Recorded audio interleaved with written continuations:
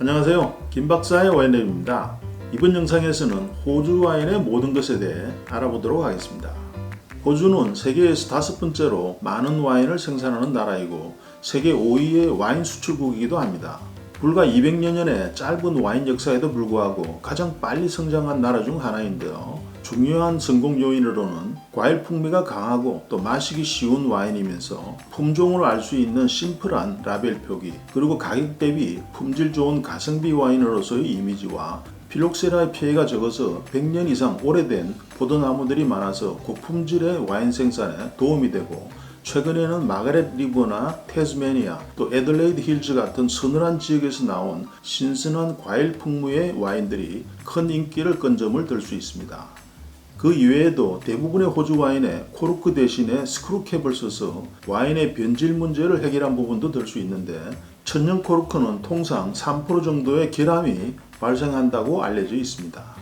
또한 와인 라벨 법규가 비교적 단순해서 이해하기가 쉽습니다. 85% 룰만 기억하시면 되는데요. 라벨에 적혀있는 품종이나 빈티지, 또 생산 지역은 85% 이상 해당 품종이나 빈티지, 또 지역에서 생산된 포도가 들어갔다는 것을 의미합니다. 호주는 작년 기준으로 2150개 정도의 와이너리와 또 6000개 정도의 포도 생산 농가가 활동하고 있습니다. 대부분의 와이너리들은 소규모의 가족 경영 중심으로 운영되고 있지만 글로벌 와인 기업들이 호주 와인의 3분의 2 정도를 생산하고 있습니다. 유명한 그룹으로는 컨스텔레이션 와인즈, 페르노 리카르 등이 있습니다. 호주 와인의 52% 정도가 사우스 오스트레일리아 주에서 생산되고, 뒤를 이어서 뉴 사우스 웨일즈, 또 빅토리아, 서호주 순으로 와인이 생산되고 있습니다. 품종별 생산량을 보면 시라즈가 27%로 가장 많고, 뒤이어서 샤르도네 19%, 까베네 소비뇽 17%로 몇 개의 품종에 집중이 되어 있습니다. 이 호주 와인의 역사는 1788년 약 1400명의 이민자를 태우고 시드니 항에 도착한 이민자들과 함께 시작이 되었습니다. 이때 배에 싣고 왔던 포도나무들은 이 시드니의 덥고 습한 기온에 적응하지 못하고 모두 죽어버리게 되는데요. 이후에 1831년 제임스 버즈비라는 사람이 유럽에 가서 약 650종 정도의 포도나무들을 가지고 와서 심기 시작했습니다. 주로 헌트밸리나 뉴 사우스 웨일즈 그리고 남호주 근처에 이 포도나무들이 심어졌고, 지금도 약 100년 이상의 오래된 포도나무들이 남아있는 것은 바로 그때 식재된 포도나무들에 의해서 기인된 것입니다. 그래서 이 제임스 버즈비를 오늘날 호주 와인의 아버지라고 부르고 있습니다.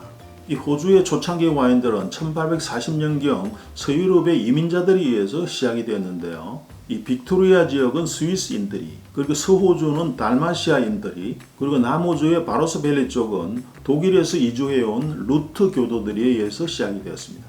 그리고 리베리나 지역은 이태리 사람들이 이민을 와서 포도나무를 심고 와인을 양조하기 시작했습니다.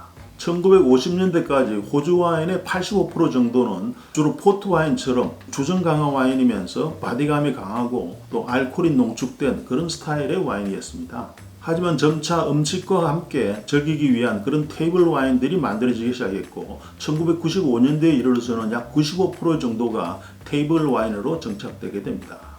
최근에 호주 와인들은 청정국가의 이미지를 내세우면서 주로 유기농이나 또 비오디나미 방식의 영농을 취하고 있습니다. 그리고 양조 스타일도 지나친 오크 풍미를 줄이면서 새 오크통의 사용을 절제하고 더 섬세하면서도 과일 향을 강조하는 그런 스타일의 와인이 인기를 끌고 있습니다. 호주 대륙은 미국 본토 정도의 크기로 다양한 기후대를 보이고 있지만, 북부는 열대기후, 또 중부 지역은 너무 덥고 건조하기 때문에 포도나무가 자랄 수 있는 지역은 호주의 남쪽에 집중되어 있습니다. 호주는 남반구에 있기 때문에 남쪽으로 갈수록 서늘한 기후를 보이고 있는데요. 호주 남동부와 또 남서부 지역은 지중해성 기후대로 포도를 재배하기 적합한 곳입니다. 따라서 고급 와인 생산지는 주로 서늘한 생산 지역으로 빅토리아주의 남부, 또 남호주의 애들레이드 힐즈, 또 서호주의 마가렛 리버 지역이나 뉴 사우스 웨일즈의 남쪽 지방, 그리고 태즈메니아 지역을 들 수 있습니다. 호주는 지구상에서 가장 오래된 토양 구조를 보이고 있는데요. 무려 1억 년 정도의 긴 역사를 가지고 있습니다. 그만큼 독특한 호주의 특성을 보이는 다양한 와인들이 생산되고 있습니다. 묵직하면서도 풀바디한 시라즈와 또 우아하면서도 기품이 있는 까베르네 소비뇽, 또 미묘한 풍미와 산미가 돋보이는 샤르도네와 세미용이 있고, 또 레몬과 라임 풍미의 프레시한 그런 리슬링은 호주 최고의 화이트 와인으로도 떠오르고 있습니다. 또 호주는 특이한 품종 블렌딩으로도 유명한데요. 시라즈와 까베르네 소비뇽이 블렌딩된 레드 와인과 그리고 샤르도네와 세미용이 블렌딩된 화이트 와인으로도 유명합니다. 호주는 남반구에 있기 때문에 우리와는 계절이 정반대인데요. 2월에서 4월까지가 가을철 수확기입니다. 따라서 호주 와인의 라벨에 보이는 빈티지는 북반구의 빈티지보다는 6개월이 빠르다라고 보시면 됩니다. 호주에는 약 90종 정도의 포도 품종들이 와인 생산에 주로 쓰이고 있지만 시라즈나 까베르네 소비뇽, 메를로 그리고 소비뇽 블랑이 호주 전체 와인의 72%를 차지하고 있습니다.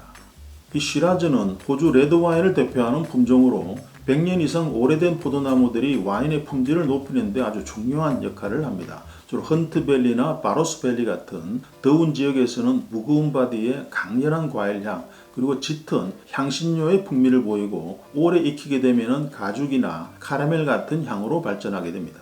우리나라에도 이 바로사밸리의 시라즈가 가장 인기가 많은 편으로 주로 투핸즈나 토브렛, 또 펜폴즈의 바로사밸리 시라즈 와인이 유명합니다. 이 바로사와 비슷한 스타일의 시라즈는 맥라렌베일이나 랭언 크릭, 또 클레어밸리 등이 있습니다. 그리고 서늘한 지역에서는 프리미엄급 시라즈가 생산되고 있는데 주로 빅토리아주의 야라밸리나 히스코트, 골든밸리 등에서 생산되고 주로 라즈베리나 민트, 후추 같은 풍미가 강하면서 알코올 도수가 낮고 또 감칠맛이 뛰어납니다. 다음은 샤르도네입니다. 호주 샤르도네는 70년대부터 상업적 생산이 시작된 품종으로 초기에는 농익은 과일향이나 짙은 오크향을 보였고 주로 온화한 기후대에서 생산되었지만 최근 한 20년 전부터는 스타일이 완전히 바뀌게 됩니다. 좀 더 서늘한 기후대에서 신선한 과일 풍미와 또 절제된 풍미를 가진 샤르도네가 만들어지면서 주로 토착 효모를 사용하거나 또 오크향을 줄임으로써 좀 더 우아하면서도 절제된 풍미의 와인이 많이 생산되고 있습니다. 최고급의 샤르도네는 서호주의 마가렛 리버 지역입니다. 특히 러윈 에스테이트의 샤르도네는 바다의 영향을 받아서 주로 농축미와 복합미가 풍부해서 최고급의 샤르도네로 손꼽히고 있습니다. 그 외에도 빅토리아주의 야라밸리나 모닝턴 페닌슐라 그리고 남호주의 애들레이드 힐즈가 유명한 샤르도네 산지인데요. 이렇게 최고급 샤르도네는 비교적 서늘한 기후대에서 많이 나오고 있습니다. 다음은 세 번째로 많이 생산되는 까베르네 소비뇽인데요. 150년 이상의 긴 재배 역사에도 불구하고 시라즈의 그늘에 가려져 있다가 80년대부터 존재감을 보이기 시작했습니다. 이 까베르네 소비뇽은 더위와 가뭄에 약하기 때문에 바다의 영향을 많이 받는 곳에서 잘 자라게 되는데요. 시라즈나 메를로와 블렌딩 되기도 합니다. 주로 블랙베리나 블랙커런트 같은 흑과일 풍미의 구운 향과 육질감 있는 오크 풍미가 좋습니다. 가장 유명한 생산지로는 쿠나와라와 또 마가렛 리버를 꼽을 수 있습니다. 특히 쿠나와라의 테라로사 지역이 최고의 까베르네 소비뇽 산지로 이 테라로사는 붉은 토양을 의미합니다. 배수가 좋으면서 밤에는 또 아주 서늘하기 때문에 과일향과 산도를 아주 잘 유지해서 고급 와인이 나오게 됩니다. 이 쿠나와라와 쌍벽을 이루는 까베르네 소비뇽 생산지는 서호주의 마가렛 리버 지역입니다. 전형적인 해양성 기후의 자갈 토양으로 쿠나와라보다는 좀 더 우아하면서 풍부한 아로마를 보입니다. 그 외 까베르네 소비뇽의 유명 산지로는 맥라렌베일이나 클레어밸리, 또 야라밸리가 있습니다. 다음은 세계적으로 가장 인기 있는 호주 와인들에 대해서 알아보도록 하겠습니다. 인기 높은 첫째 와인은 펜폴즈가 만든 와인들입니다. 특히 펜폴즈 그랜즈는 호주에서 가장 인기 있는 와이너로 약 180년 전 영국에서 온 펜폴즈 박사가 세운 와이너리로 전설의 와인 메이커 막 슈버트가 1951년부터 만들기 시작한 와인입니다. 시라즈 베이스의 와인으로 오래 보관한 와인은 코르크를 바꾸어주는 그런 리코킹 서비스로도 유명합니다. 펜폴즈의 인기 와인은 이 외에도 펜폴즈 빈 389, 펜폴즈 생헨리, 펜폴즈 빈 407이나 707, 그리고 펜폴즈 RWT나 빈 28이 아주 유명합니다. 다음은 남호주 에덴밸리에서 호주의 컬트 와인 생산자로 알려진 154년 역사의 헨시키 가문입니다. 헨시키가 만든 힐 오브 그레이스 와인은 은혜의 언덕이라는 뜻을 가진 해발 400m에서 나온 시라즈 와인으로 복합미와 또 맛의 집중도가 아주 뛰어납니다. 1958년에 첫 빈티지가 나온 이 헨시키의 간판 스타 싱글 빈야드 와인으로 꼽을 수 있습니다.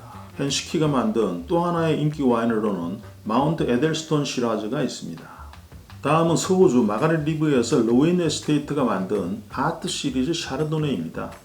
1980년부터 나오기 시작했고 1982년에는 디켄트지에서 세계 최고의 샤르도네로 선정되면서 스타로 떠올랐는데 이 라벨에는 호주 작가들의 아름다운 예술 작품들이 실리고 있습니다. 다음은 남호주 바로사밸리의 락포드가 만든 바스켓 프레스 시라즈입니다.